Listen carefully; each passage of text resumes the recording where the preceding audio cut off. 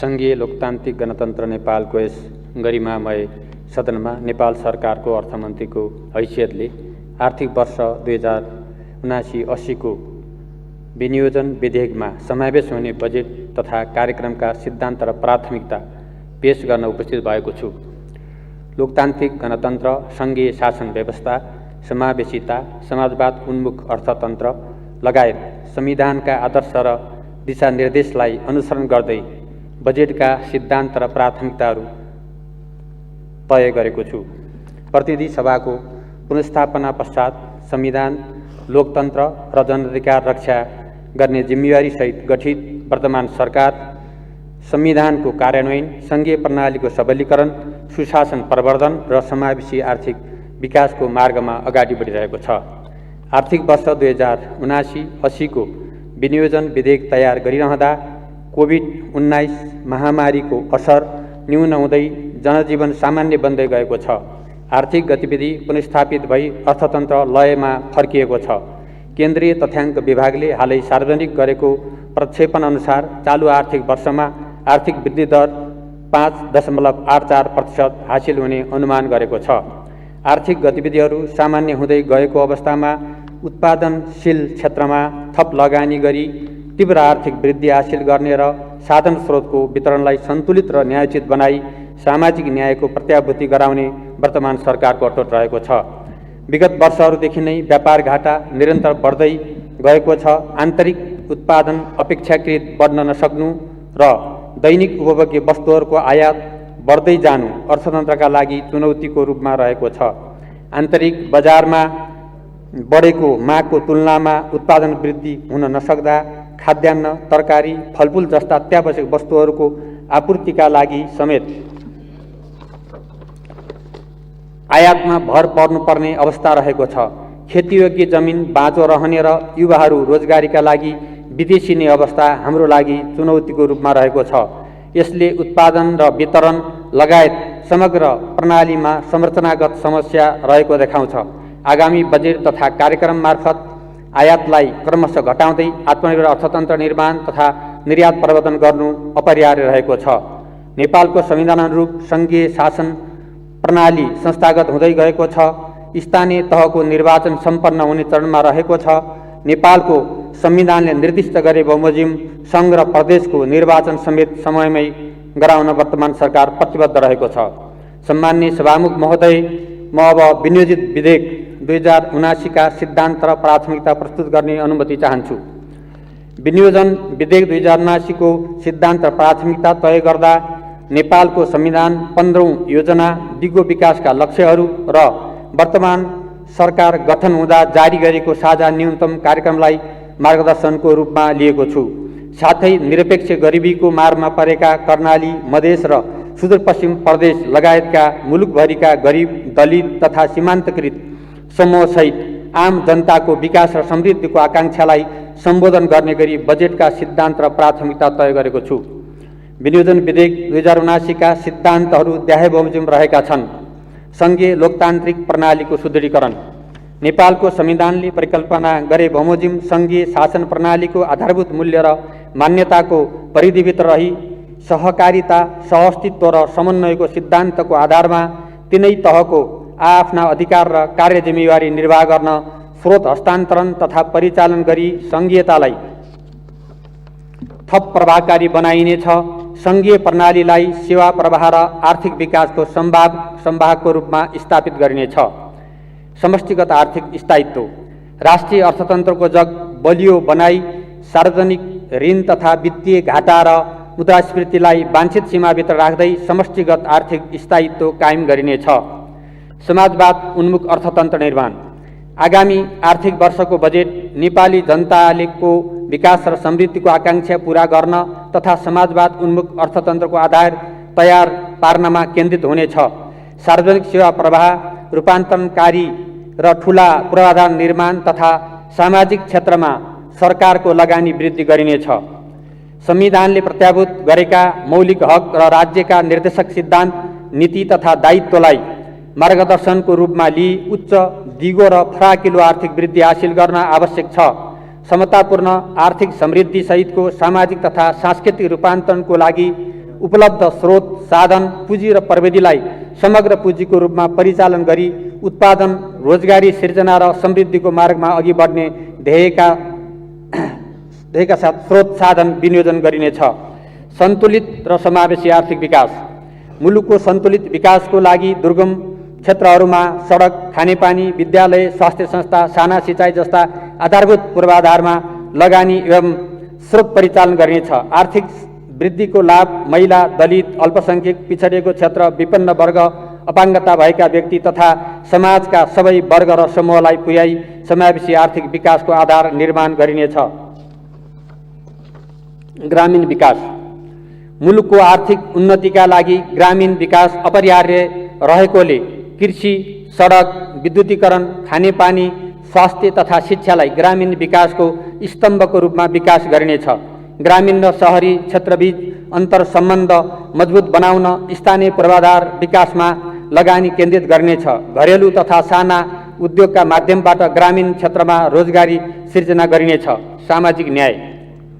समाजमा विद्यमान सबै प्रकारका विभेदको अन्त्य गरी सभ्य र समतामूलक समाजको निर्माण गर्न तथा साधन स्रोतको न्यायोचित वितरण मार्फत सामाजिक न्याय प्रत्याभूत गर्न बजेट निर्देशित हुनेछ। घरबार विहीन तथा भूमिहीन नागरिकहरूलाई सुरक्षित आवासको प्रबन्ध गर्ने व्यवस्था मिलाइनेछ। लक्षित वर्गको उत्थान र विकासका लागि कार्यक्रम तय गरी बजेट विनियोजन गरिनेछ। आत्मनिर्भर अर्थतन्त्रको निर्माण।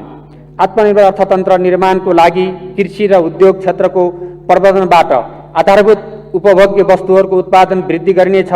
तुलनात्मक लाभ एवं अग्र वा पृष्ठ सम्बन्ध उच्च भएका स्वदेशी कच्चा पदार्थमा आधारित वस्तुहरूको उत्पादन वृद्धि गरी निर्यात परिवर्तन र आयात प्रतिस्थापन गरिनेछ। साथै अन्तर्राष्ट्रिय मूल्य श्रृङ्खलामा आबद्ध वस्तुहरूको उत्पादन नेपालभित्र गर्न आवश्यक वातावरण निर्माण तथा सहजीकरण गरिनेछ। विनियोजन कुशलता र मितव्ययिता। प्राथमिकता प्राप्त क्षेत्रमा पर्याप्त साधन उपलब्ध गराउन र विनियोजित बजेटको परिणाममुखी कार्यान्वयन सुनिश्चित गर्न विनियोजन कुशलता र संस्थागत क्षमता अभिवृद्धि गर्नुका साथै वित्तीय अनुशासन कायम गरिनेछ।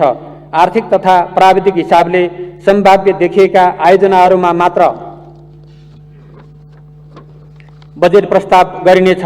अनुत्पादक क्षेत्रमा सरकारी खर्च कटौती गरी मितव्ययिता कायम गरिनेछ। सेवा प्रवाहमा सुधार र सुशासन प्रवर्धन। सार्वजनिक सेवा प्रवाहलाई सरल, जनमुखी र सेवाग्राही मैत्री बनाइनेछ। सेवा प्रवाहमा सूचना प्रविधिको प्रयोग बढाइनेछ।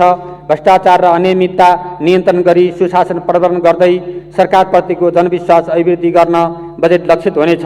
साथै मानव अधिकारको रक्षा एवं शान्ति सुरक्षाको पूर्ण प्रत्याभूति गर्न साधन स्रोत परिचालन गरिनेछ।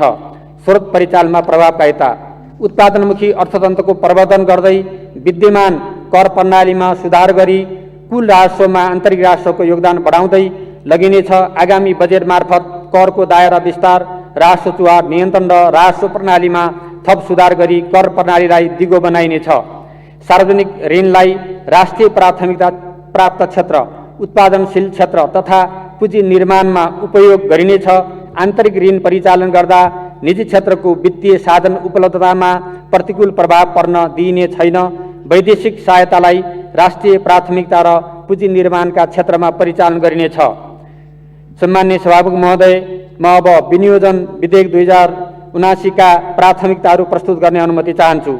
उत्पादन वृद्धि र पूर्वाधार निर्माणलाई आर्थिक समृद्धिको आधारको रूपमा लिई विनियोजन विधेयकका प्राथमिकता तय गरेको छु। कृषि क्षेत्रको विकास।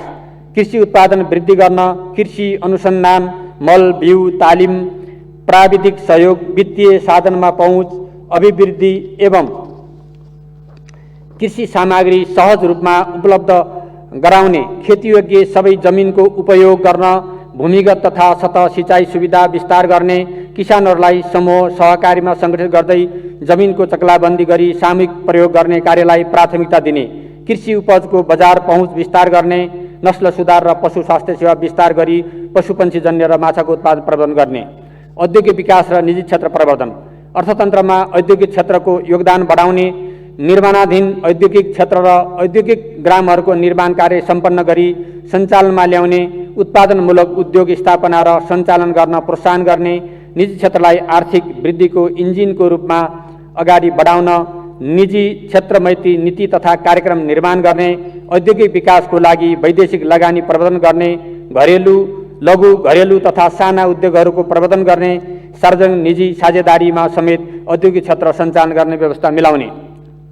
पूर्वाधार विकास तीव्र आर्थिक वृद्धि र समावेशी एवं सन्तुलित आर्थिक विकासको आधारको रूपमा भौतिक पूर्वाधारको विकास गर्ने, राष्ट्रिय गौरव र रूपान्तरणकारी आयोजनाहरूको निर्माण समयभित्र सम्पन्न गर्ने, प्रमुख राजमार्गहरूको विस्तार र स्तरोन्नति तोकिएको समयभित्र सम्पन्न गर्ने, सडक पूर्वाधारको सुधार गरी यात्राको समय घटाउने, नयाँ प्रविधिमा आधारित टनेल तथा द्रुत मार्ग निर्माण कार्य अगाडि बढाउने, आन्तरिक विमानस्थल टर्मिनलहरूको स्तरोन्नति गर्ने, स्थानीय तहलाई राष्ट्रिय राजमार्गसँग जोड्ने कम्तीमा एउटा सडक 12 महिना यातायात चल्ने गरी निर्माण गर्ने, विद्यमान भौतिक पूर्वाधारहरूको नियमित मर्मत सम्हार गर्ने, पूर्वाधार निर्माणमा सार्वजनिक निजी साझेदारी अवधारणा अन्तर्गत निजी क्षेत्रलाई समेत सहभागी गराउने।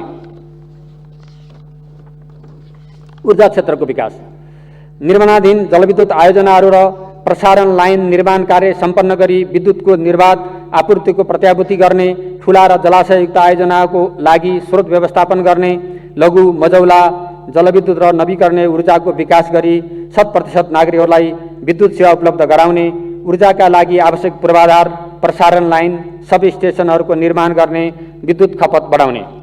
सामाजिक क्षेत्र आधारभूत स्वास्थ्य सेवामा आम नागरिकको पहुँच सुनिश्चित गर्न स्वास्थ्य पूर्वाधार निर्माण गर्ने, स्वास्थ्य प्रणाली र जनशक्ति विकास गर्ने, स्वास्थ्य बीमा कार्यक्रमलाई सुधार गरी थप प्रभावकारी बनाउने, विद्यालय शिक्षाको गुणस्तर सुधार गर्न सार्वजनिक विद्यालयको भौतिक तथा प्राविधिक पूर्वाधारमा लगानी गर्ने, प्राविधिक एवं व्यावसायिक शिक्षा प्रवर्धन गर्ने, माध्यमिक शिक्षा हासिल गरेका विद्यार्थीहरूलाई आय आर्जन गर्न आवश्यक सिपयुक्त बनाउने, अनुसन्धान र विकासमा लगानी वृद्धि गर्ने, विश्व जगतमा नयाँ र उदयमान क्षेत्रमा उच्च शिक्षाको अध्ययनको अवसर स्वदेशभित्रै प्रदान गर्ने, सबै नागरिकलाई आधारभूत खानेपानी सेवा उपलब्ध गराउने।